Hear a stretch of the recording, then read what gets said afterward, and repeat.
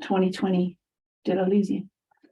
So this is May 25th, 2020, and that's the death of George Floyd. So this is death of George Floyd, which sparks that around the world.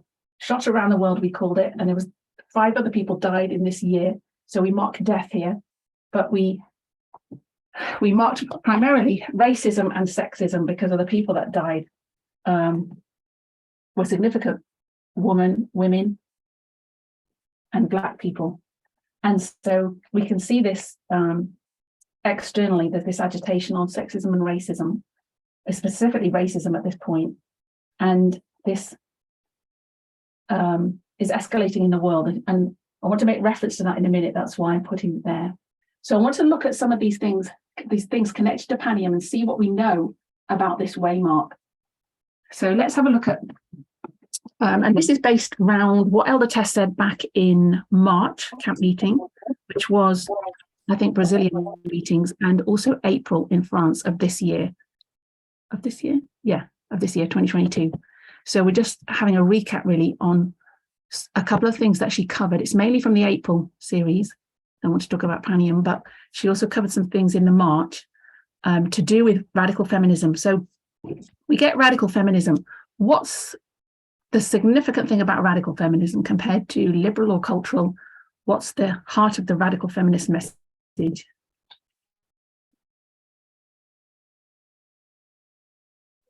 Equality.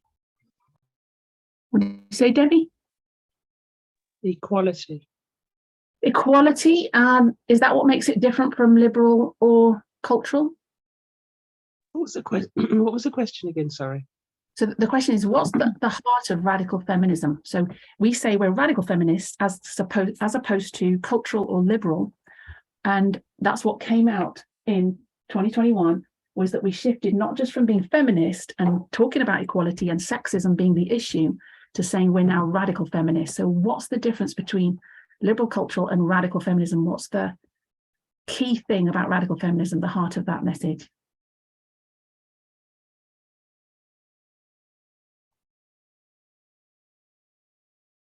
Do you know? No? Why are we radical feminists? Why aren't we just liberal or cultural feminists?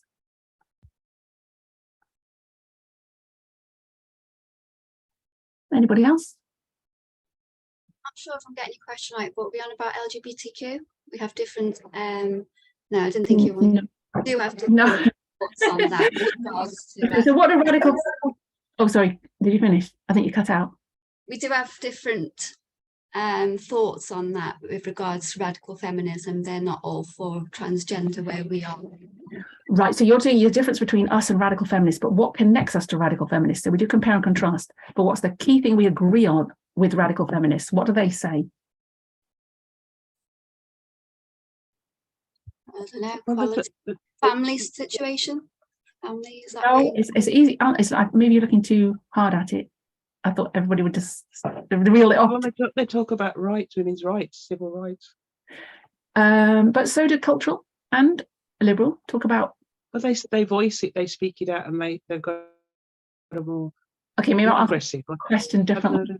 What's the deepest, darkest sin that we are facing at this time?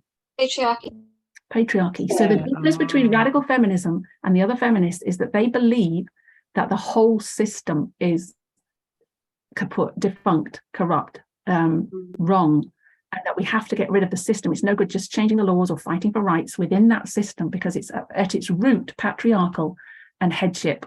And that patriarchal system, they're saying, is we can't work in, because it's by default, it's inequality towards women because men have the power. So that's the thing that we agree on. And that's the thing at the heart of our message now, is that we as Christians believe that patriarchy and headship is the greatest, darkest sin to be plaguing our world at this time. And it's our job, and that's the heart of our message. And it's our job to tell people that, to practice that, and to educate people on that. And I think that's one of the hardest things for us to really swallow, because at the back of our heads, we've learned that headship was set up by God, that patriarchy is God's system, that he's a patriarchal God. And I don't think we've it's really hard. It's a constant battle to shift that focus and that foundation that we grew up on, and to really accept and what this message teaches us. So I wanted to just revisit that from the beginning, so that we're looking slight radical feminism to begin with, and then I wanted to move to external events on that way, Mark. And we have to have this in our heads about radical feminism. And if it's not coming out of us and oozing out of our pores, we're not gonna practice it, and we're not going to really believe it. So from the time of the end in 1798, Ellen White was obviously raised up. The Millerite movement was raised up to restore the three sins that had been, committed at the beginning of the line. So we have this line of restoration from Eden to Eden, and we have the three sins at the beginning, with Eve on gender, Cain on worship, and Ham with racism and slavery. And those three were now going to be addressed by God.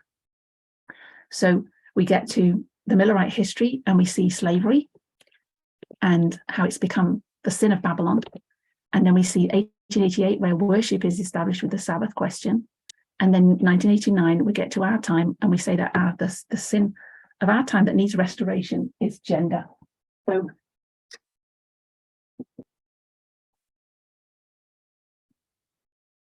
I think we have to see that progression of restoration that God is doing. So we have to understand racism and worship and gender. And when we see that progression, we understand how God has raised up reformers in the past to gradually restore a knowledge of these things and light on them. So we have the line of Moses, we have the line of Christ, and we have the line of the Millerites, Adventism. And each one of those lines, he's trying to bring about restoration, but he has to do it gradually because of the mindset of the people and the culture of the times. And we see that God works dispensationally, that this increasing knowledge continually on these subjects. So with our recognition of that, of dispensational reading, we see that Ellen White is 200 years before us, that she doesn't have all the light on these things because it's not relevant for her time. So one of the things we learned is that we need to compare the line of race to the line of gender. So we see this line of race restoration and the line of slavery, where we see that slaves are accepted in the Old Testament. There's rules about them. You can own a slave even in the New Testament. The slave gets sent back. And then we get to Ellen White's time, we get to the 1860s history, and we see that slavery is no longer acceptable by God. So Ellen White understands that, and the way she talks about slavery is a foundation for us on the way we should approach gender. So I want to, with that in mind, I just want to revisit two quotes, Patriarchs and Prophets, 118, and I think it's Southern Watchmen. And I think it's quite useful to read this in the light of our day so that we can really get the point. And this is Southern Watchmen 60.3. So the first one, I'll post it in the chat in a minute, but we came to the story of Ham, and we recognized that because of his sin with Noah, his posterity are going to repeat the same sins, and they're corrupt. Because of that, there's a curse is placed upon them. And I want us to understand the nature of that curse. So I'll put it in the chat.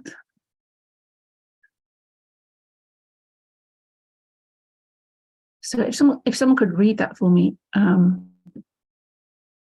are you able to read that? Read me. If you wish. Please, thanks. The posterity of Canaan descend into the most degrading forms of heathenism. Through the prophetic curse had doomed them to slavery. The doom was withheld for centuries. God bore with their impiety and corruption until they passed the limits of divine forbearance. Then they were so I can't say this word. Dispossessed. Dispossessed and became bondmen to the descendants of Shem and Japheth. So this talks about this curse that dooms the descendants of Canaan to slavery. So how do we understand this curse? What is a prophetic curse? Punishment. What does it mean? Is it a punishment? 2520 is. 2520 is a punishment. Okay, this is not talking about the 2520, but in the context of this, how do you see this prophetic curse? How is it explained to us in the passage? So it says it dooms them to slavery. The doom was withheld for centuries. So first of all, it didn't happen straight away. And the second thing I think is that this is a prophetic curse is not God saying, I'm going to punish you. I'm going to do this to you because you've done this. It's a consequence of their actions. This is what's going to happen. So prophesying that this curse will come upon them because of their actions and their behavior. So I think it's actually the opposite of a punishment. And I think that's how we need to conceptualize it in this context of slavery.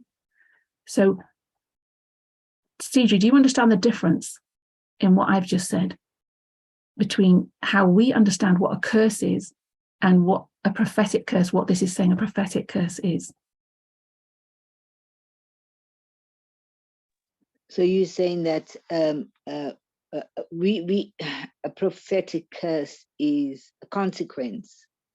Yes, basically. And we think that a curse is like, it just continues throughout generations. It's like, it's a punishment. Well, it's like a hex, or it's like, say that again. Don't know if I got the right. So you just said it is not a, I thought you said it's not, it's a consequence of our actions. Yeah. And it's not a punishment in that sense. So did God will it that way? Did God make them slaves? No. No. And I think that's important to conceptualize. So if I just read, Ellen White describes this prophetic curse. So what does it mean? I don't think he's not explaining what is going to happen immediately. He's not describing immediate punishment to Ham, but he's describing a prophecy. So it's a description of future events. And I think that's important if we line that up, this is the prophetic curse on slavery with the prophetic curse that fell on Eve. So this prophetic curse on Eve was that now she'd be in submission to her husband. If we read it like that, he's not telling her that she has to submit to her husband in that sense as a punishment. If we read it as a prophetic curse, we say, okay, this is a consequence of her actions. She's going to be submissive to Adam now. There's going to be this role of this headship model is set up if we do that compare and contrast. And I think it's important to shift that from being a punishment, because the whole punishment modeling of Eve means that sexism sets in straight away because Eve's to blame. And Eve's the one why all this thing happened on the world, and women are the problem. They seduce men, they do all that stuff because this is a punishment on her for her sin. But it's a consequence of the actions that they took in the garden, is that one is going to be now in submission or slavery to the other one. And this wasn't God's will. This is a consequence of their actions. And if we go to Southern Watchman 60.3, Ellen White's talking about slavery, and I'm just going to highlight some of it. So I'll cut into half the paragraph.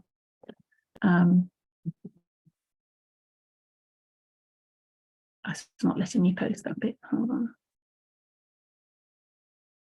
I'll just do it in small bits.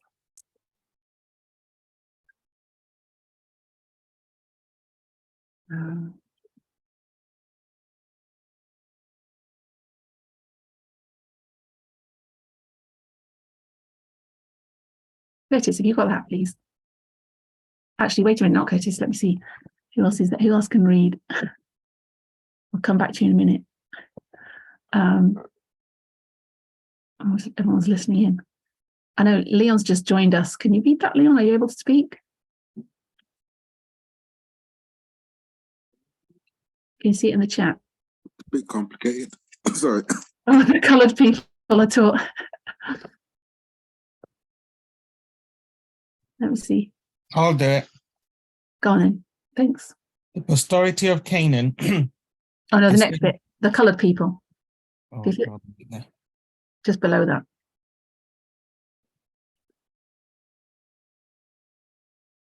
The colored people are taught that they must not think or judge for themselves, but that their ministers must be permitted to judge for them. Because of this, the divine plan of salvation has been covered up with a mass of human rubbish and falsehood. The scriptures has been perverted, and the people have been perverted, and the people have been so instructed as to easily seduced by evil spirits. Mind as well as body has been long abused. So just wait there, Manjit. So if she's saying this now about the colored race in her day, because she's exposing the sin of slavery, and God's cup is full on this, and he's clear in this dispensation that it's a sin, the sin of Babylon. And so we've seen that progression through scripture, that slavery was accepted, rules were put down, but now it's no longer acceptable. And we're saying the same thing about gender, that, you know, the patriarchal system and headship was accepted through scripture, but now we're coming to a time when it's no longer acceptable. So I want you to try and read that again and put men and women in there instead of the colored people. And if you can do that on the fly. So I'm going to say women are taught, not the colored people. The females are taught that they must not think or judge for themselves, but that their ministers and husbands and men must be permitted to judge for them. Because of this, the divine plan of salvation has been covered up with a mass of a load of rubbish and falsehoods. The scripture has been perverted, and the people have been perverted, as in women, females, and husbands, men, and ministers. And the people have been so instructed as to be so easily seduced by evil spirits. Mind as well as body has been long abused. So I think I just say it was human rubbish, not a load of rubbish. Human rubbish. Important that we say human rubbish, because it's the humans that are doing the damage. So in this text, she's specifically referencing colored people and their ministers, because they've been taught to trust in their ministers. So this isn't even they've been taught to trust in the white people. This is the ministers who are supposed to be leading them to God have, and we know we can transfer that to ministers in our day, but I want to say men specifically. So the ministers are, we've taught headship and patriarchy, but the men have been mined for the women, been taught not to judge and make decisions for ourselves. And I think when we read it like that, it's much more hard hitting, because we think how horrific for these black slaves that they're not taught to judge for themselves. But that's what's happened to women over the century. So were the ministers black?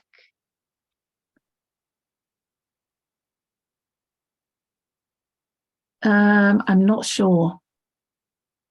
They weren't allowed access to ministers to begin with, but once they were, I suppose it was white. Well, I don't know. We know the white Adventist people went down there, but she talks about the blacks doing a labor for the blacks. But I think it's the whole mindset of slavery that we could transfer over to our time, in the sense that that's what they accepted, that they're to trust another human being because they're not clever enough, bright enough, educated enough to trust to do it themselves. And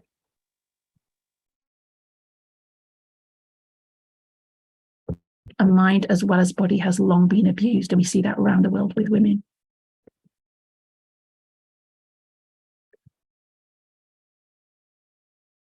So, and this bit I think is significant. So, Curtis, do you want to read that for us, please? The whole system of slavery was originated by Satan, who delights in tyrannizing over human beings. Though he has been successful in degrading and corrupting the black race, many are possessed of decided ability. And if they were blessed with opportunities, they would show more intelligence than do many of their more favored brethren among the white people. So I want you to now read that in terms of our message. Can you do that? Substituting the words. Sure. The whole system of patriarchy was originated by Satan, who delights in tyrannizing over women. Though he has been successful in degrading and corrupting women, many are possessed of decided ability, and if they were blessed with opportunities, they would show more intelligence than do many of their more favored men, or compatriots among men.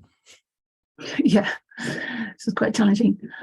But I think that makes the point quite clearly how serious this sin is, and how do we really think that this whole system of patriarchy was devised by Satan and was never God's plan, and that it actually has done so much damage in degrading and corrupting women, and to the place where even now in the 21st century, we're barely seeing equality in most countries.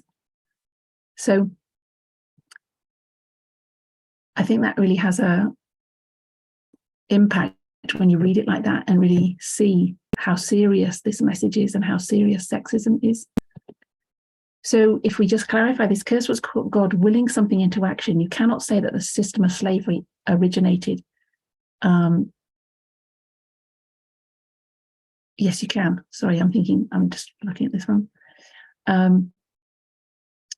So Adam and Eve are in this relationship, and Eve has now, because of sin has come in, we know it didn't necessarily straight away that Eve became a slave to Adam. But after much sin, this curse comes upon us. And the 2 points about it are that this prophetic curse is in the future, and it was not willed by God. It was a prophecy about what would inevitably happen. And this is the inevitable results of sin. So slavery did not originate with God, and patriarchy did not originate with God either. And then we always quote this section which talks about it would have proved a blessing, but man's abuse of the supremacy thus given him has rendered the lot of women very bitter. So even, headship, we can say it looks nice. It could have looked supportive. And Ellen White sees sexism through a glass darkly, but we see it face to face. So she doesn't have all the light on this subject. So often when she talks about it, it's in a sexist way. The relationship between men and women and marriage. But we get to our time and we're required now to see it as she saw slavery. So she clearly saw slavery as a sin that Satan had originated. And we are to clearly see that patriarchy and headship is a sin originated by Satan. So even the most beautiful picture of headship that a conservative Adventist can picture, it grew out as a result of sin.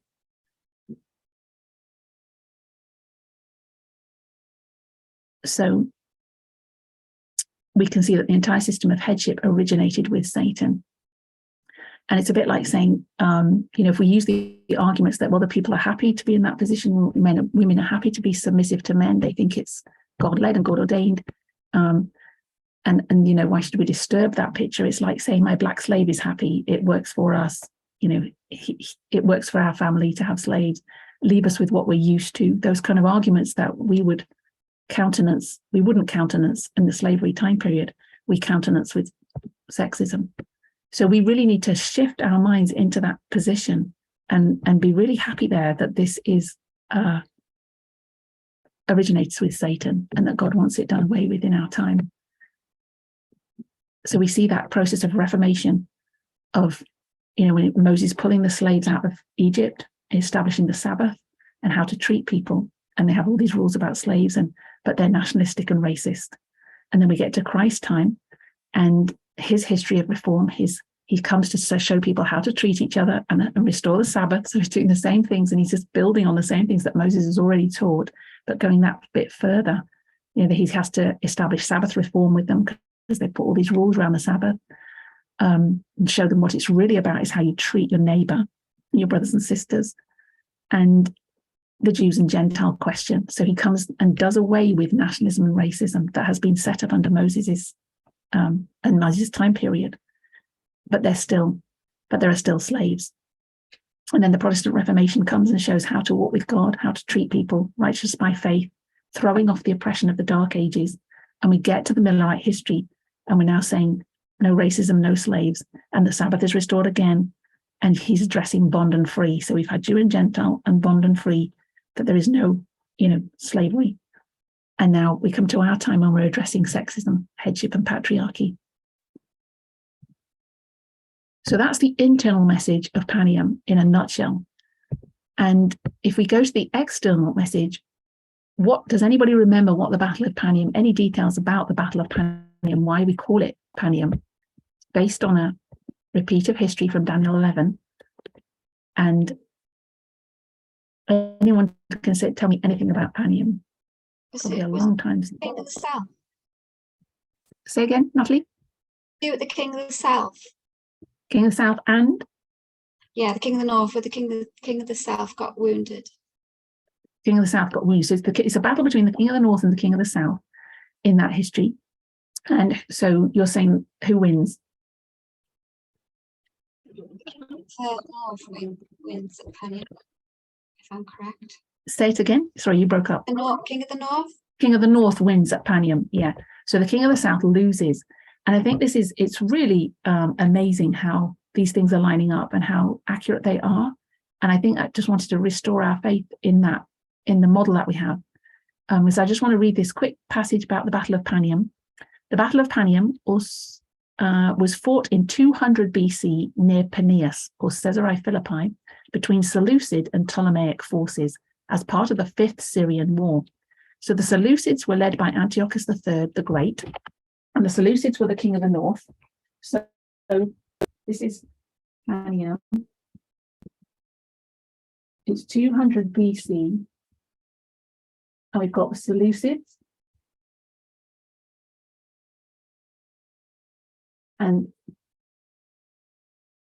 Ptolemaic forces, and that's king of the south. So Ptolemy was originally the general that ruled the Egyptian and the southern parts of Israel, below Israel in the south. The Seleucids were more from the Babylonian area in the north. And so we have this battle between the king of the north and the king of the south in this history. And it's the 5th Syrian War. The Seleucids were led by Antiochus III the Great, while the Ptolemaic army was led by Scopas of Aetolia. The Seleucids achieved a complete victory, annihilating the Ptolemaic army and conquering the province of Coal Syria. The Ptolemaic kingdom never recovered from its defeat at Panium and ceased to be an independent great power. Antiochus secured his southern flank and began to concentrate on the looming conflict with the Roman Republic. So this wipes out the Ptolemaic army, the king of the south. It's a complete victory for the king of the north. I think that's significant. So it's a complete victory, and the king of the south never recovers.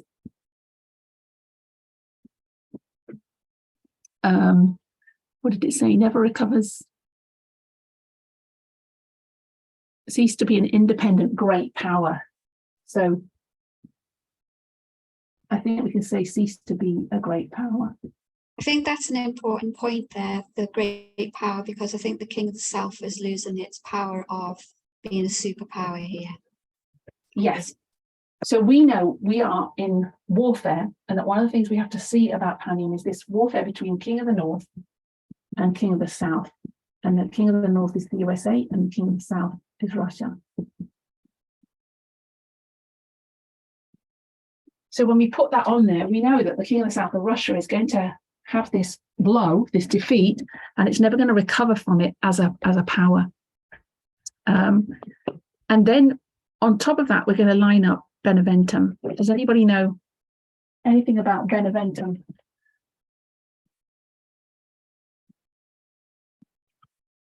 Who's fighting in Beneventum?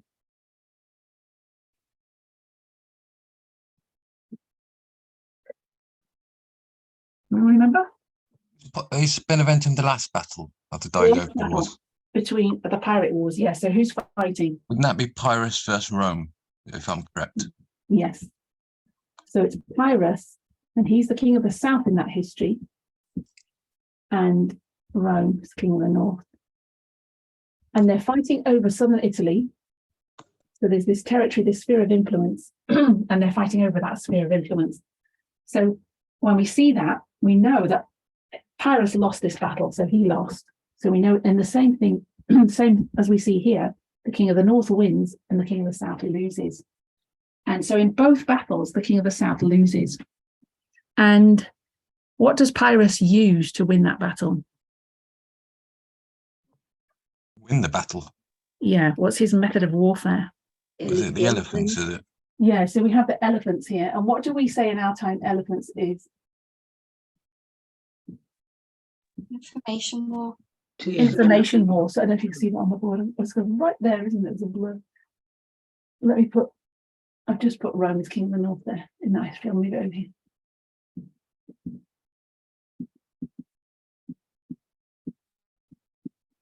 So this is something we've said for a long time, that from 1989, in our warfare is an information war.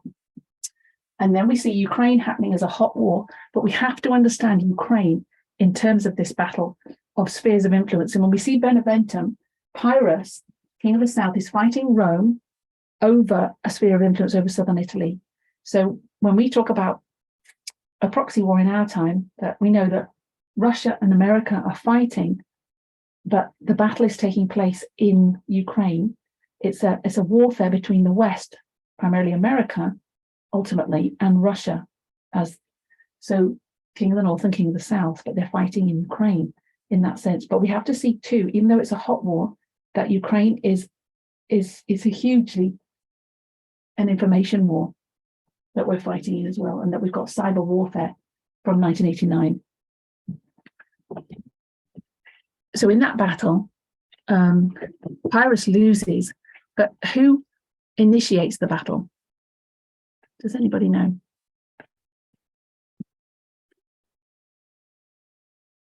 So I thought this was quite an interesting point as well. So let me tell you, if you remember the Battle of Beneventum between Pyrrhus and Rome, Beneventum, that was fought, which side started picking first? One side poked first, sorry, not picking, poked. Which side poked first, Rome or Pyrrhus? And it was actually Rome that poked first, it wasn't Pyrrhus. So, and then Pyrrhus was angry. We need to keep that in mind as we look at this history.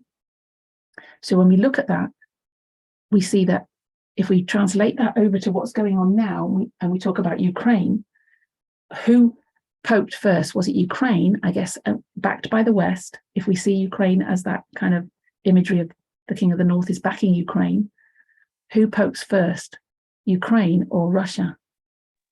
If we're going to parallel it using this parable. Russia, wasn't it? Well, if this parable, it says Rome poked first and Pyrrhus was angry. So Rome was the one that initiated the conflict, and Pyrrhus was angry about it. So was it referring to NATO? So Ukraine pokes first, and what would Ukraine do United that Nations. got Pyrrhus angry? United Nations. So what? Because they want to join NATO. Yeah. That's, yes, that's part of it, but that's not the part I'm looking for.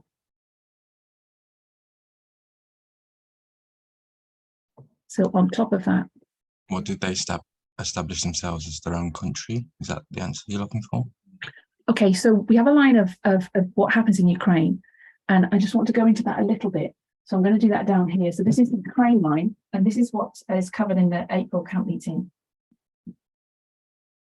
So if we have to understand a little bit about the history of Ukraine to understand what's going on with him and Putin, or with Ukraine and Putin and Russia. So this starts back in, we're going to start back in 1989. I don't know if anybody remembers this. So we have 1989 and 91. And so obviously 1989, the USSR falls, and Ukraine is pushing, which is what Debray just said, to be an independent state. So we have here votes for independence.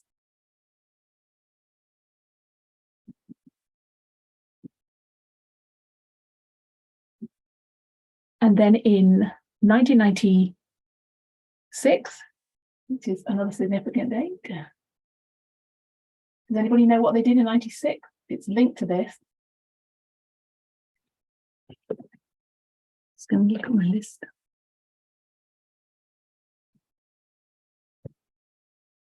Okay, so in 1996, it ratifies its own constitution. So it sets itself up as an independent nation, separating from Russia, and forms its own, ratifies its constitution. So that was the beginning of a modern independent Ukraine. So from there on, what happened in Russia when the USSR fell is a lot of oligarchs and rich businessmen bought out the public companies and made them private, so that a lot of that wealth went into the hands of a few people in Russia, and the same thing happened in Ukraine. So from there on, we're going to just mark, a lot of things happened between 96 and 2010, but we're going to mark 2010 and 20, Get the wrong thing. Okay, 2010, 2014, 2019, because these are our significant waymarks. 2019 and 2021. So there's a lead up, there's a build up to what's happening with Russia now. We know that Russia invades in February of this year, wasn't it? February 2021. But the troops start amassing on the border before that. And we want to see that connection between what's happening in Ukraine and why Russia does that. So why is Ukraine or the King of the North the one that starts the conflict and then Russia gets angry about it? What do they do that initiates that conflict? Doesn't start the conflict, initiate, pokes at Russia in the language of what Elder Tess said. So does anyone know what happened in 2010?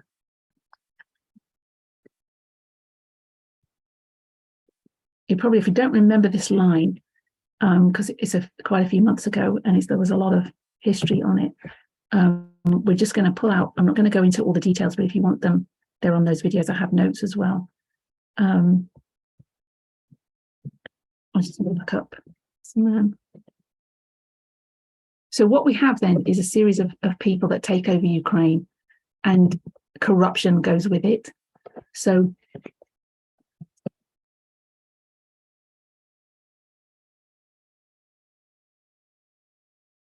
just want to find his name. Does anyone know the name of the president of Ukraine in 2010? It's Yanukovych. What about Victor? No, that's not him. No, Medvedev. Was that the one who was robbing from the country? Yes, basically. I'm just trying to see how to spell his name. I thought I had it in here. I think I spelled it wrong. Yanukovych. I had it up on here. Hold on, let's find it.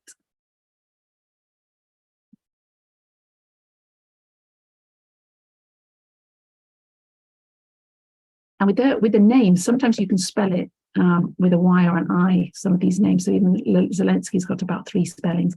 But his name is Victor, you're right, Yanukovych. So this is Victor. And he serves as the 4th president of Ukraine from 2010 until he's removed out of office in 2014 with a revolution. And the reason is because he's full of corruption. So we need to know his name. It's quite interesting reading about him.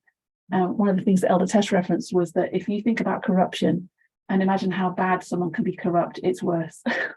So this man has billions of dollars that he has stolen basically from the Ukrainian people. And he has a yacht and he has a mansion and he has a mistress and he has all this corruption going on behind the scenes. And he's finally exposed in 2010. He's actually an oligarch. So Ukraine has oligarchs just like Russia. And some of them are pro-Russian and some of them are pro the West. And he found to have $12 billion. And so when he's exposed in 2014, there's this revolution and they find all these paperwork that they tried to destroy. That's an interesting video to watch as well. That journalists went in, he had a mansion just outside the capital, Kiev in Ukraine. And this mansion was like acres and acres of, and you know, all sorts of things, gadgets that he had on it. I mean, if you name it, he had it. A private boat, a private, you know, all sorts of things on it. And they stormed this mansion and they found that people had fled the mansion because they knew he was going to be overthrown, and they'd thrown hundreds, thousands of sheets of paper. I think it was 22 ring binders, more than 22 ring binders, 200 ring binders, I can't remember. It was a huge amount of paper into icy cold water because this was February time. And people, journalists and people, divers went in and pulled this paper out, and then they had all this drying to do of this paperwork. And it just showed bribery, extortion. It was even written, bribed this person on this date with this amount of money. So they had all this evidence against him that they were trying to destroy when they fled this mansion. So then over a series of weeks, it gets exposed by the journalists, and it was revealed how much corruption he was under, and then they tried to prosecute him and he flees to Russia. So in 2014, this is what happens. The people revolt against him. His mansion now becomes a public museum and he's overthrown. And then we get to 2014 and another man gets in who's a lot better, Poroshenko. But he's still got some corruption.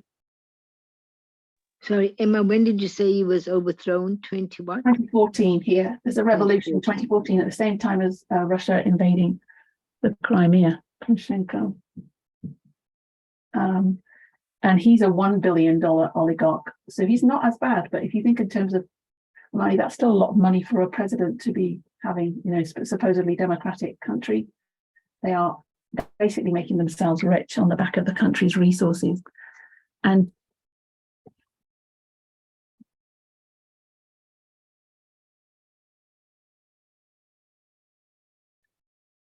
does anybody know what Zelensky did before he became president? An actor. He was an actor and he was a comedian. Comedian, yeah. I thought that's interesting. So this man was elected to the government after a popular vote in 2014, after they had ousted Yushchenko. He did a lot of good. Most of that he did just before his re-election in 2019. So it was a bit of a, why did he do it? But there's two things he does. He splits from the Russian Orthodox Church and separates the Ukrainian Orthodox Church from the Russian Orthodox Church.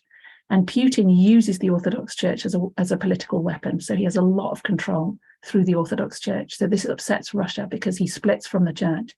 The Ukrainian church had submitted to the Russian church for 350 years, and now they split and proclaim their independence.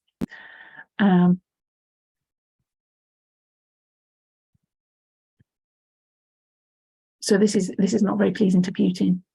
This is a historic kind of thing that happens. And the next month, so this is in January 2019, we have this split from the church. And then in February 2019, we have, he amends the constitution.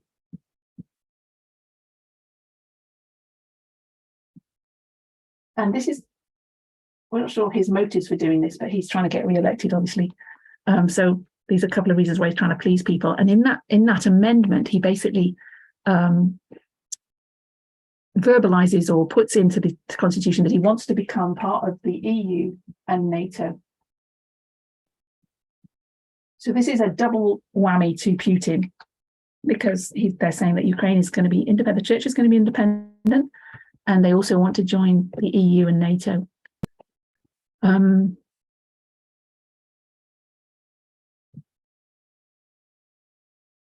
So then we get to 2019 and people are sick of the corruption. So they know the government's corrupt and they are not happy with it. And this is when Volodymyr Zelensky comes in 2019 as television star, and his main campaign to be elected is that he's going to get rid of the corruption in the Ukrainian government. And so so he gets elected in 2019.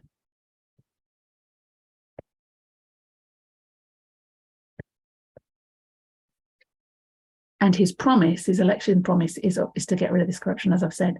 So he has few other promises beyond a general pro-Western course. So he's more pro-West than he is Russian, but he casts himself as a person who wants to clean up this corruption. He's similar to Trump in that he's got no experience being a politician. He's an outsider, but he uses that to his advantage in the election because the people are sick of it and they want to change. And as a result of this, Trump backs him in 2016. Trump's quite favorable towards Zelensky because he thinks he's going to be a pushover. People think they're going to be able to push him around because he's not used to being a politician, and they're going to use him to their advantage because he'll be susceptible to manipulation from the Kremlin and the oligarchs. But he doesn't play that game. So he basically doesn't really work with investigating Biden's son from Trump. Trump wants, to investigate Biden's son in Ukraine. And then he's kind of recognizing that Biden might get in. When Biden gets in, Biden now puts pressure on him to follow through with his election promise in 2021 to clean up the system. So this is what angers the king of the South primarily. When Zelensky gets in, So if we go now to 2021. Emma, Yes. I just wanted to add, don't forget that Zelensky, you know, with the Pandora Papers, he was just as bad as his predecessors with regards to having offshore money, a bit like the oligarchs. Yeah, I'm coming to that one. So that's what happens. I'll be quiet. The Pandora Papers. No, that's right. No, that's, I was about to say that, but you just said it for me, that Zelensky is not perhaps as bad, but there's levels of badness and corruption, but he has offshore money as well. And you can see it's a culture in this country. I'm not excusing it, but yeah, he has his name been blackened by exposures later on as well by the Pandora Papers. Yeah. So we get this line of what's happening now in 2021. So this is 2021 now, which is a really significant year. And this is our time of Panium. We haven't got, it's a period, we haven't got dates that we've put on it specifically except 2021. We know at the beginning of 2021, we have the 6th of January with the storming the Capitol building. So we know that America's in trouble. But we have to understand this relationship between King of the North and King of the South. So in February of 2021,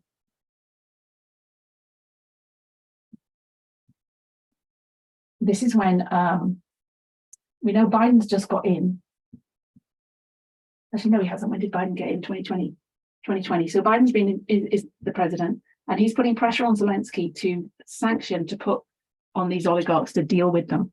So it's in February that he puts sanctions on an oligarch in Ukraine called Medvedchuk, and that's Medvedchuk. And he's a name that we need to know because he's quite a significant player in Ukraine.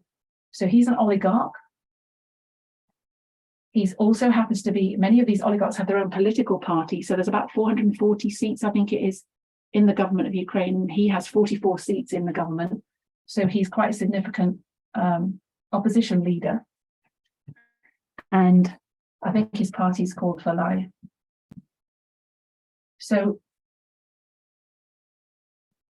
Zelensky puts sanctions on him and freezes his assets. And what you need to know about him as well is that he owns 3 television stations in Ukraine. And so they have control of the media. A lot of these oligarchs, they have their fingers in the media so they can influence the people. And he's very pro-Russian. So he has these 3 radio stations are basically the mouthpiece of Putin in Ukraine. So it's a Russian pushing political channel. Yeah, it says he's a 66-year-old and he's leader of the party Opposition Platform for Life, pro-Russian party. It's the largest opposition group in the parliament with 44 of the 450 seats. So it's got 10%. He has close ties with Putin, and Putin is the godfather of Medvedchuk's daughter. That's how close they are. And he has the largest opposition group with 3 TV channels under his control. And so when Zelensky goes after him, this upsets Putin big time. So he puts him on a sanctions list, he freezes his assets, and he shuts down his 3 TV stations. So he shuts 3 TV channels.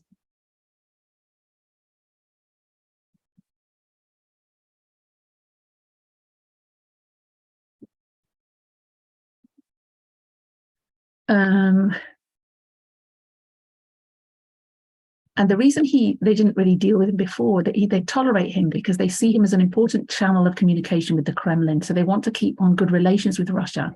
And that's why Medvedchuk has been allowed to go on unchecked, as it were, for so long. But again, he's a very influential and rich person. And so now when Zelensky does this. Sorry, Emma, can I just interrupt you? You said, yeah, Zelensky shuts down 3 stations. Yeah, yeah.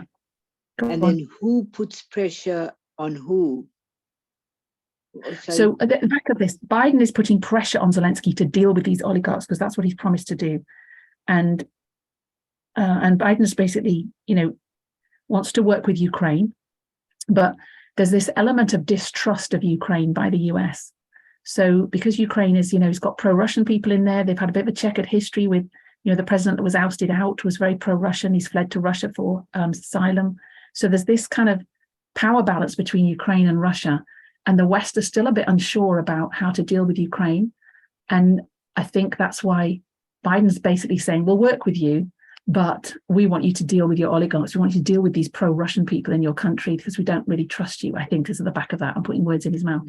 But so that's why Biden's putting pressure on Zelensky, deal with these people, and then you'll have our full backing. And Zelensky recognizes he needs America to deal with Russia. He needs backup support if he wants to join the NATO and the UN. They have to get on with America. And so he cooperates with Biden, I guess, to deal with these oligarchs. And it's in his interest because that's what he said to the people, that he'll deal with the oligarchs. So now he starts dealing with this key oligarch who's a major player in Putin circles and in Ukraine. And so he says, right, I'm going to freeze your assets. I'm going to put sanctions on you. I'm going to take away your 3 TV stations. And when this happens in February, in March, Putin starts amassing troops on the border because Putin knows this is shaking his cage. So this is like troop buildup begins in March now. And this is when the West should have really started taking notice, because people are not taking Putin seriously and they think he's not going to do anything. So this is troops build up on the border. So we can see that what pokes Putin is this action on Zelensky's part of dealing with these oligarchs that's pro-Russian in Ukraine. So what would America do then in that case, even though they saw the troops on the border? What could they have done then?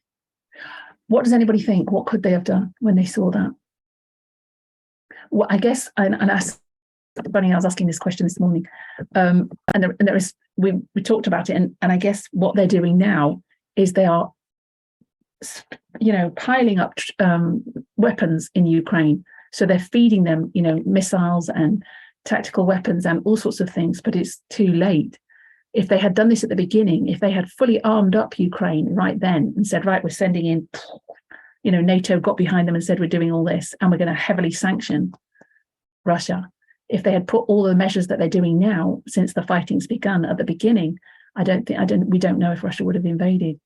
But because they just let him do what he wanted, and one of the reasons they don't want to do that is obviously economics. There's a lot of money involved in taking on Putin, and I guess they didn't take it seriously enough. So they could have backed Ukraine a lot heavier from the beginning. But there was obviously, they're still building a relationship with Ukraine. They've got to be careful how they handle Putin. There's too much, and they don't see the threat. They don't do enough. It's compromise, really. We don't do enough soon enough. Prophecy has to be fulfilled. And prophecy has to be fulfilled, of course. So this is the largest mobilization since the annexation of Crimea in 2014. And it precipitated an international crisis due to concerns over this potential invasion. So we can see it's a direct consequence, really. So we get through to April. And May. So these troops are now on the border, and this is causing, international concern. But some people are saying he's not going to do anything. We just need to negotiate. You've got people saying we need to talk with Putin and not take him too seriously. So this is going on. And then when we get to May,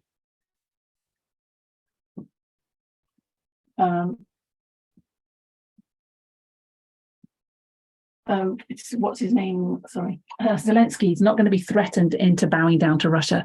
So he brings treason charges against Medvedchuk.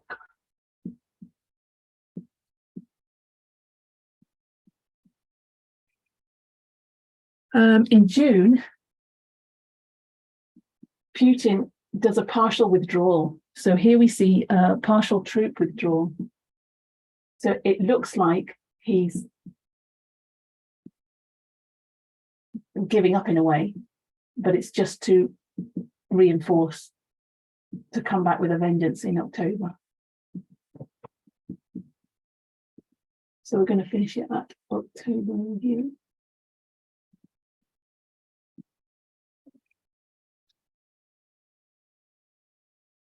And in July, Putin changed tactics in a way. Putin writes an essay in July. And this essay is all about history and saying that the Ukraine and Russians are one people and that Ukraine does not exist as an independent nation. So Ukraine does not exist. And he makes this mandatory reading for his troops, for his army. So this basically rewrites history. It's Putin's version of events about Ukraine and showing that Ukraine was always part of Russia, that the people are Russian at root, that there's no such thing as independent Ukraine, that we're all one people, and this is how it's meant to be. So this is now propaganda. So we see this is where information war comes in. They have information, false information about Ukraine and its history, so that gearing up the troops' mindset that we're going in there to reclaim what's rightfully ours, basically. And so he publishes that in July. It's mandatory reading for the army. And then by the time we get to October, we see this massive deployment of troops again. And then as we know, go on. I just want to say that information was involved all the way along, because we know they were given wrong information to Ukrainians on those TV stations long before, and also vice versa. The Russians weren't getting the information they needed to know that was going ahead for the right reasons, and the information war's been there all along from the very beginning, and that's how they were able to do what they've done. Really, absolutely. And So I think that's a key. Sorry. Go on, Karen. Yeah. So was Putin just playing like a cat and mouse game in the beginning? Yes. He's always wanted Ukraine. He's concerned about spheres of influence because he's losing Ukraine to the West, and that's angered him for a long time. And this was kind of was he going to originally attack? Was he going to attack them originally? Well, we know he annexed Crimea in 2014, so we know he's already flexing his muscle there in 2014, and nobody really does anything. There's that big warfare. They fight, the Ukrainians fight, lots of people were killed, and he ends up annexing, getting control of Crimea.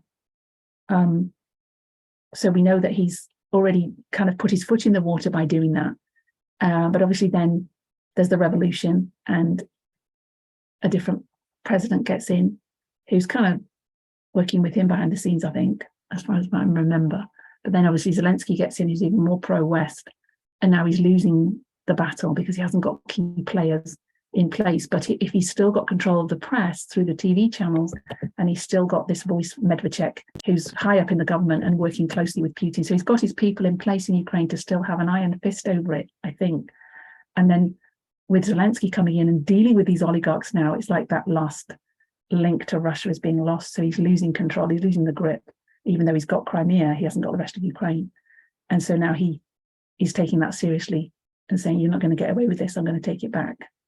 But as we know, this is about, on a prophetic level, this is about spheres of influence, and America and Russia having this playoff, King of the North and King of the South. And we know prophetically he's not going to win. And we knew that from the beginning, when other people, couldn't look at it so confidently. So I think it's amazing that both these battles, it shows us that the King of the South is going to lose. He's going to lose his power. And the key thing about it is information war. So now we get to this waymark of Panium. God has instructed his people in more detail about the nature of the Sunday law and how his people can how we can go through this history successfully by understanding what's going on. Let's see if there's anything else I want to. It's an information war between the King of the South and the King of the North. And we know that it's the King of the North that agitates this conflict. And there's a quote from Obama which said his greatest regret was underestimating the information as a weapon of war. And this is why Rome kept falling to Pyrrhus, because they underestimated his power. And he kept surprising them with a dysfunctional army, and he showed what he could accomplish. And it's the same with Putin. He keeps surprising the West, and they've underestimated him. And they underestimated the power of cyber warfare, which is what he's saying, information war. So people like Macron said, we just need to reason and talk with Putin, and Germany as well, similar. So Europe wasn't as strong as they could have been, and neither was the US. So now we get to the culmination of this kind of information war with the release of the, I just see for the Pandora Papers.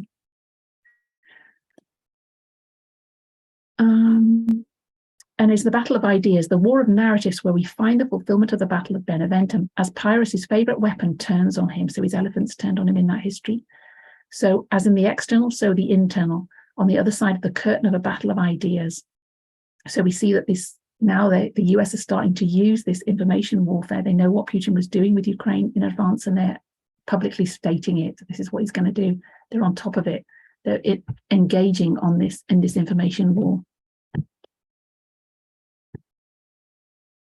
So this is, we still need to make the point that even though we're focused on Ukraine, this is still an information war between the USA and Russia. And we're targeting Russian disinformation. So now we get to 2021, Panium. And in this year now, we get the Pandora Papers. And I don't think it's a coincidence that it's Panium and Pan. And we talked about this way back in our message, that under Panium, we'd see these things like pandemonium and Pan, things with Pan. But to me, it's really interesting that it's the Pandora Papers, it's called, and it comes out in 2021, right on time. So this is really significant. We need to know about it. It's the largest. Okay, let's backtrack first. So we need to know who the ICIJ are.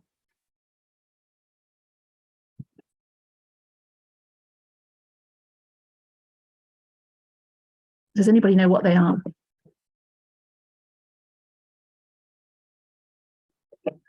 ICIJ. Do you know, Natalie, who's the ICIJ?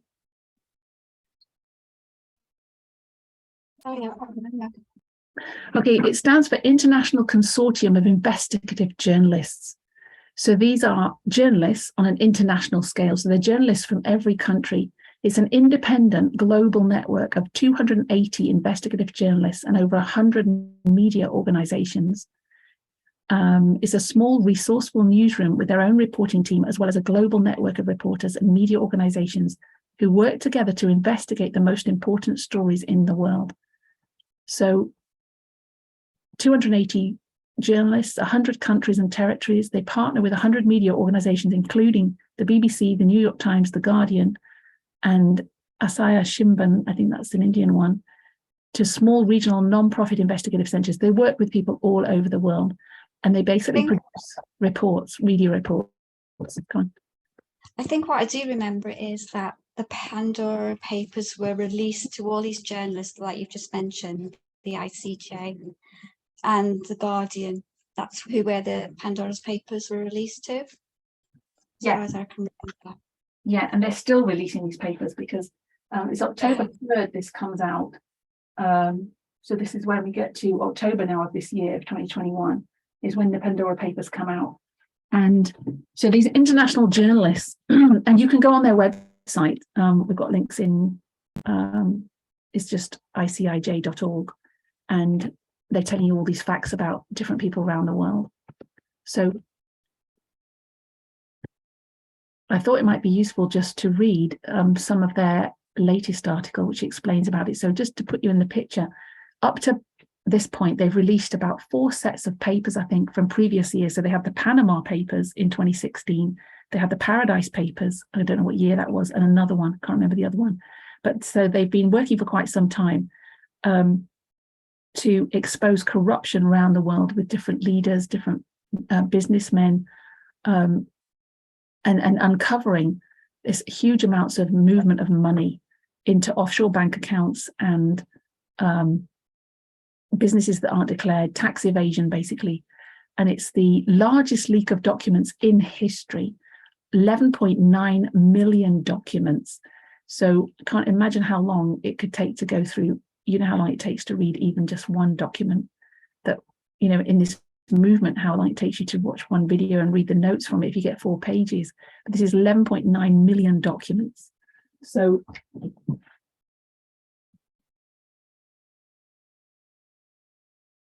And I think that's significant that in this build up to the Sunday Law, and we're in an information war, and last year, 11.9 million documents, the largest leak of documents in history, came out.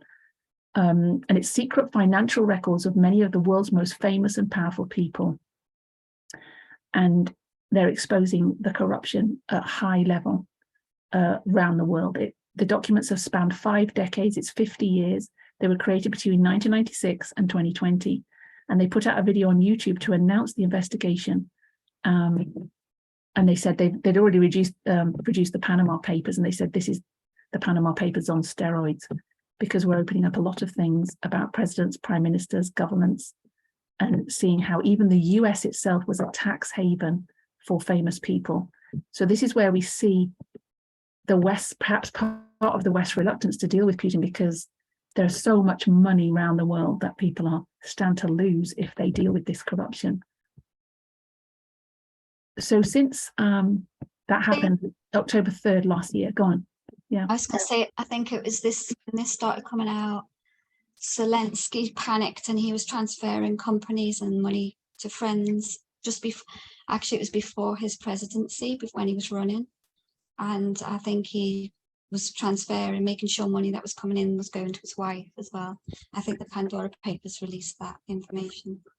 Right. I didn't actually find anything about Zelensky. I was looking in the last couple of days, but I think it was in the April this year that they're still releasing the papers, because obviously 11.9 billion is a huge amount. You can't just flood the market with all that information. So it's in April this year, 2022, that they start to expose what's happening with Russia. Offshore leak database spotlights vital new information on the covert financial activities of oligarchs and bankers as waves of Western sanctions target Putin loyalists. So there are 800 Russians behind secret companies in landmark expansion of public offshore database. So they've now traced this corruption to about 800, at least 800 of the oligarchs in Russia who are involved in this corruption. So they're exposing Russia now on this trove of information.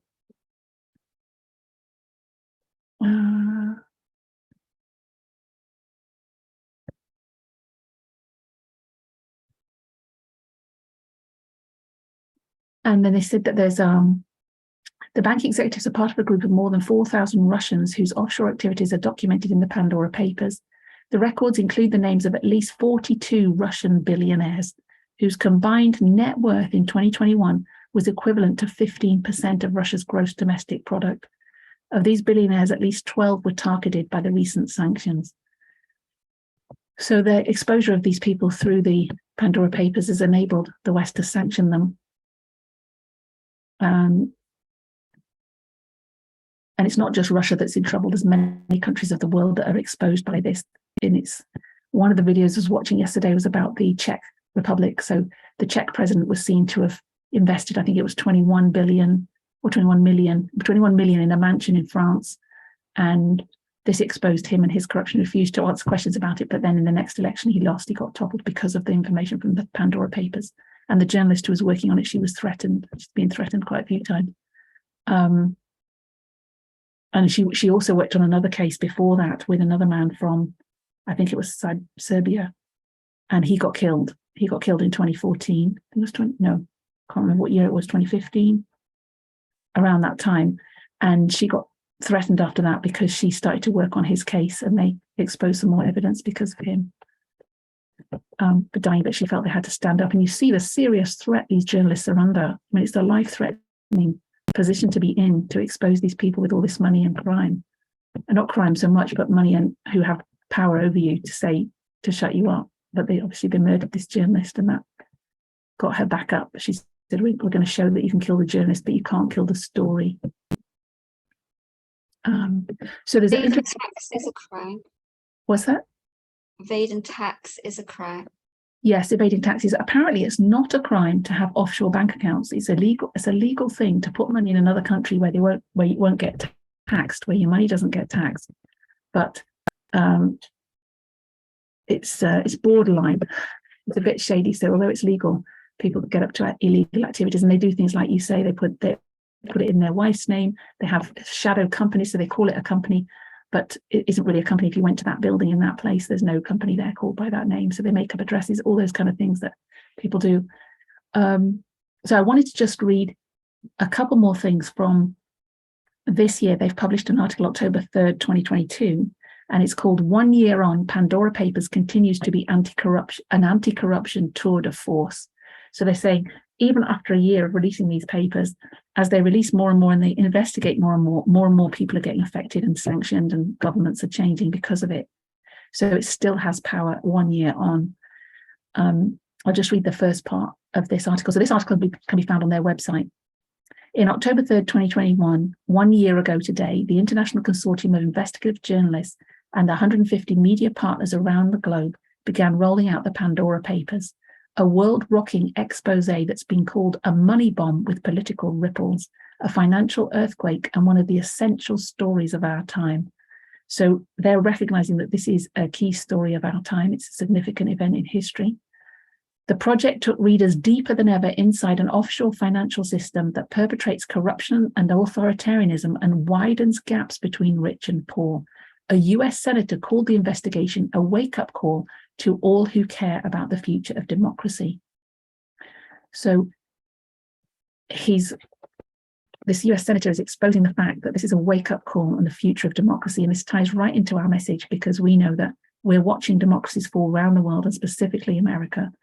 And the prophetic significance of that, because we know that when democracy falls and dictators get in, we see there's always nationalism and racism, which will be sexism as well, and persecution and oppression.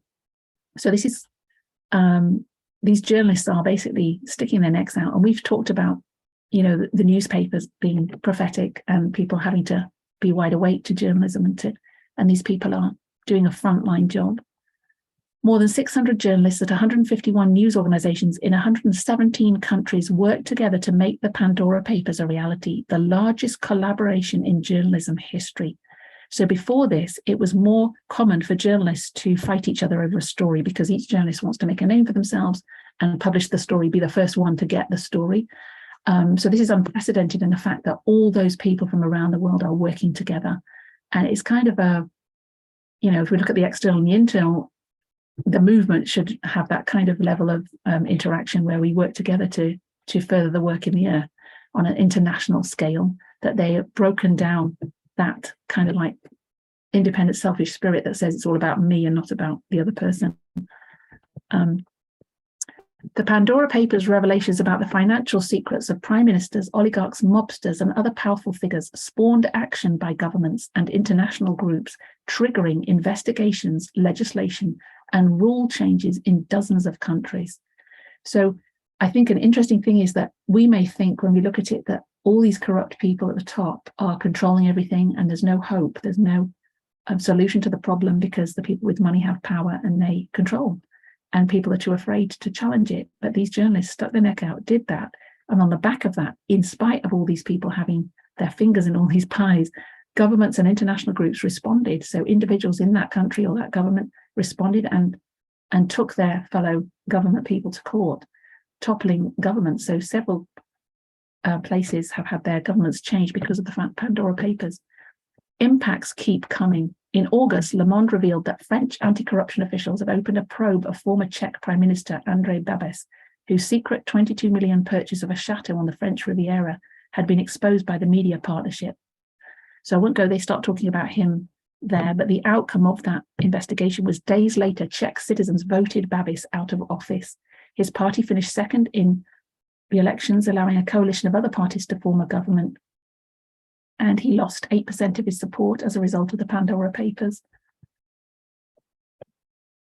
It also says, even at a time of relentless media coverage of a narrow selection of news and celebrity stories, including surging inflation, Russia's invasion of Ukraine, and the death of the United Kingdom's Queen, the Pandora Papers continues to be part of a media discussion about politics, economics, and justice.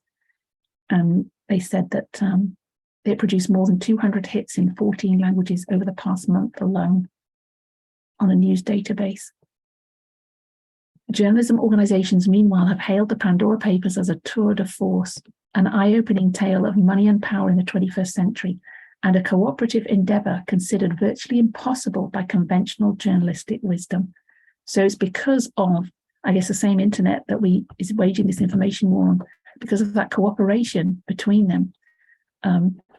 As I say, conventional journalism, they want to have the story, means that they've collaborated to bring this about.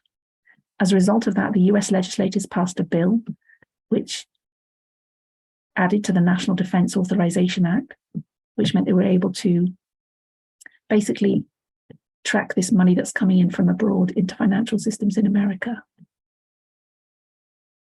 And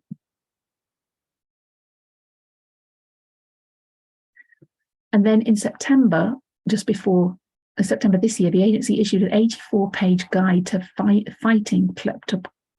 Does anybody know what kleptocracy is? Kleptocracy, interesting word. No. Kleptocracy is made up of it's a Greek word, klepto and krasi, and we know the word autocracy. Autocracy is the government or ruling. Krasi means to rule, and auto is by one person, so an autocracy is one person ruling.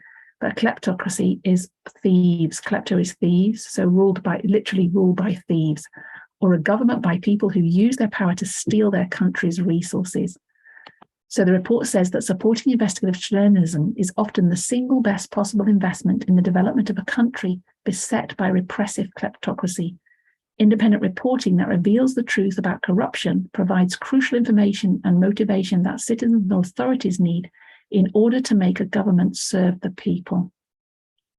So what they're saying is that some of these governments of the world are kleptocratic, which means that they're ruled by thieves, that the government steals power, steals money from the people because they're siphoning off millions of pounds of public money into private bank accounts, paying themselves extra, taking bribes, tips, whatever it is, to use up resources of the country, buying up land and houses and owning lots of things that they don't need, and stealing the money from the people. So this is contrary to democracy. Emma. Yeah. Just looking now, but I'm sure that Zelensky was an actor in a program called Serve the People before he became president. He was what? I'm sure he was in a drama or a program called Serve the People. And he's serving the people, but how does he serve the people? And obviously we're probably comparing and contrasting evil people with evil people, so he's not as bad as Putin, but yeah. So we have to compare and contrast, even though he may be doing similar things. We would see it as, actually, yeah, we don't want to get into the morality of it. I think we need to see it on a prophetic level. I don't want to get into that. But I think it's incredible how, yeah, they're saying here the importance of investigative journalism, and we know that a free press is tantamount to democracy. So if you don't have a free press, you're already in trouble because the people don't get the truth. And at the root of our message is two streams of information. So we recognize that we have to know about streams of information. But in the past, we may not have looked at news. We had a very conservative stand on, and a conspiracy theory bias in the world on our prophetic glasses. And now we've recognized two streams of information. There is a stream of information we need to be following. And it's we see that right wing, left wing, and the whole thing about big and small government and equality and democracy. And here these journalists are exposing countries that are running in a non-democratic way, that it's not a government to serve the people, as we know America was set up to do. We the people, to govern the people for the people. And this is a complete opposite of that. I'll just see if there's anything else to put out of this and then we'll stop.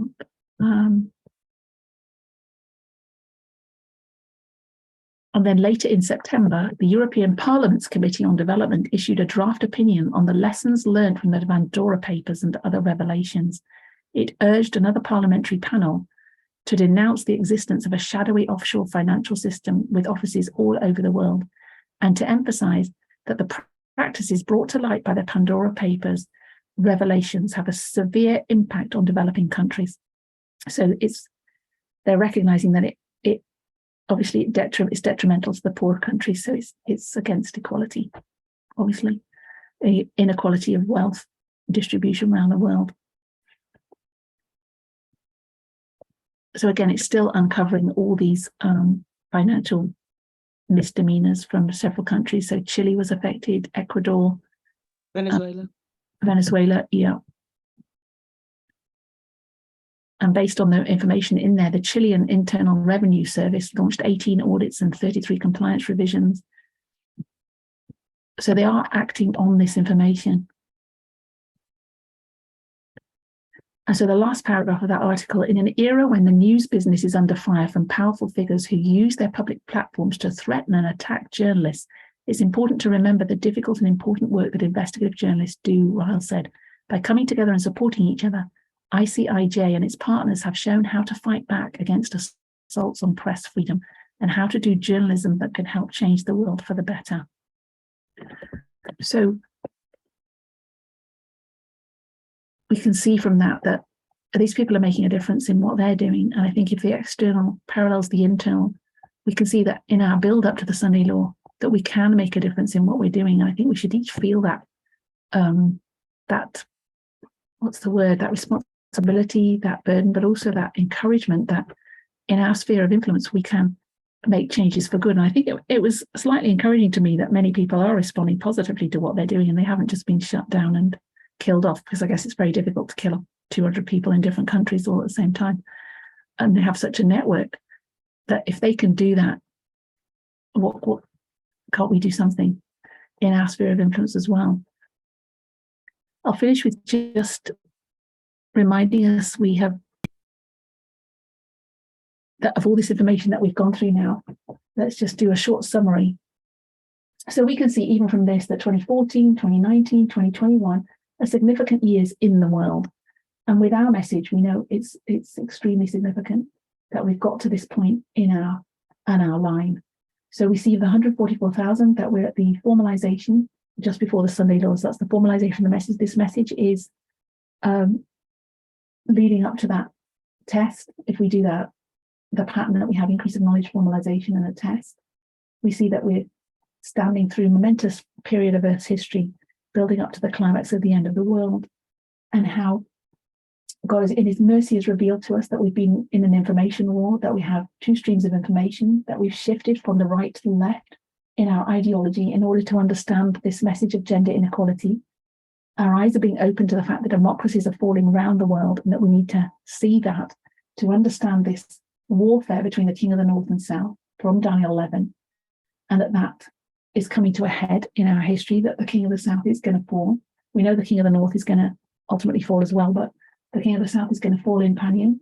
And so we can see that success of the King of the North there and understand where we are in this prophetic narrative. We see that this rise in power of these people with corruption is now being exposed through information. And what's happening in Ukraine is a battlefield for this prophetic narrative of the warfare between the West, the King of the North, America backing Ukraine, and King of the South, Russia. And so we see this direct response of Russia to Ukraine because of this, the actions taken against these oligarchs. Yes, Natalie. What do we think it will look like? Downfall of the King of the South. I mean, it will be, I'm sure, will it be just spheres of influence loss and superpower loss, but still carrying on? You know, as you know, that they're the big things. Once they're gone, that's the end of the King of the South. But we have the last bit. What did you say? Yeah, do we have an idea what we think that looks like? Is that just like loss of superpower, loss of spheres of influence, but the state and Putin is just still in the background there? How do we think that will look? Is that what you think? We'll just throw things out there. I know it's going to be a loss of spheres of influence, and it will be loss of superpower, I think. But what else? Will Russia still stand with Putin, or will he be gone? How do we think it's going to look?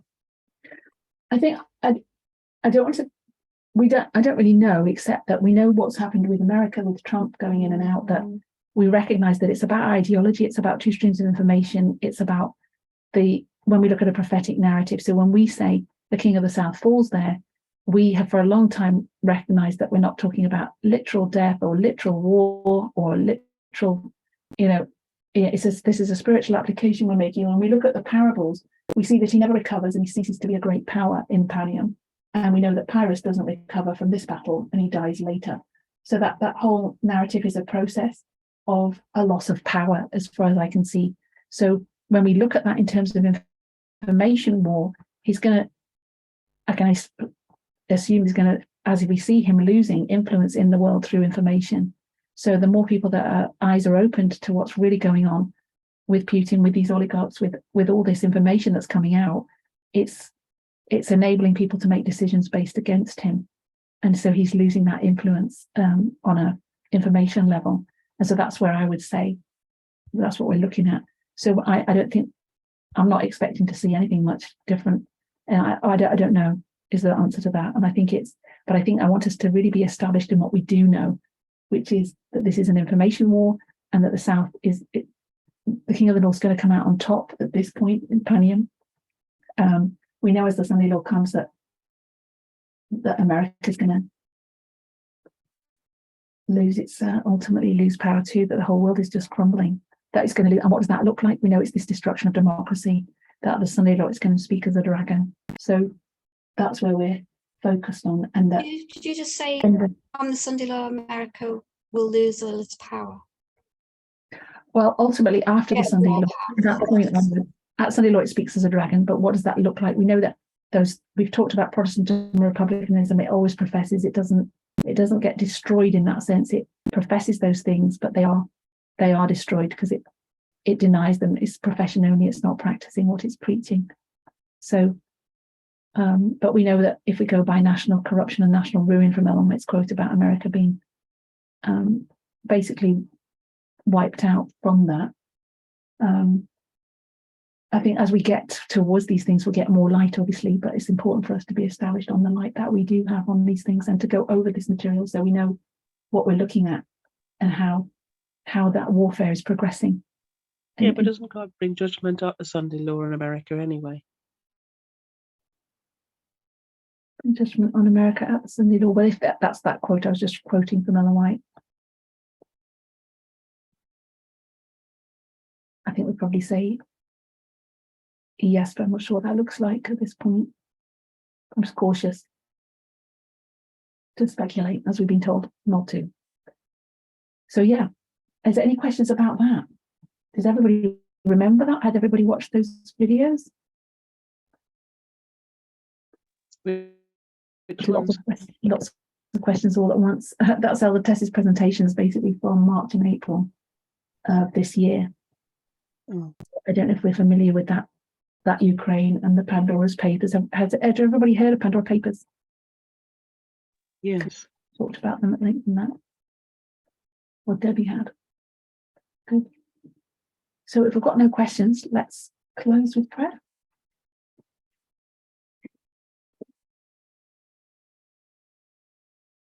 Loving God, we thank you for this information that you have revealed to us. We thank you that you are preparing us for the events of the end of the world, that we are walking through this history in real time, and sometimes it seems surreal to see the events that we've spoken about coming to pass. We thank you for the parable teaching, for the methodology you've given us, for the messages that we've received through Elder Tess and Elder Beminda. We pray that you would continue to guide and direct this movement, that you would help us to settle into the truth that you have given us, to understand these things and be able to explain them to others, and that we would really be prepared in our own lives, that we'd be practicing equality, that we'd be bending our energies to reflect your character to people at this time in Earth's history. Pray that we would be an influence for good in the world. We thank you for these journalists who are risking their lives to expose what's happening in the world and are willing to stand up and be killed for it. We pray that we would have that faith and zeal to stand up for you. Thank you now for the Sabbath. We pray that you would bless us and keep us through this day and guide us. May we have sweet fellowship with you and with each other. We thank you in Jesus' name. Amen. Thank you, Emma.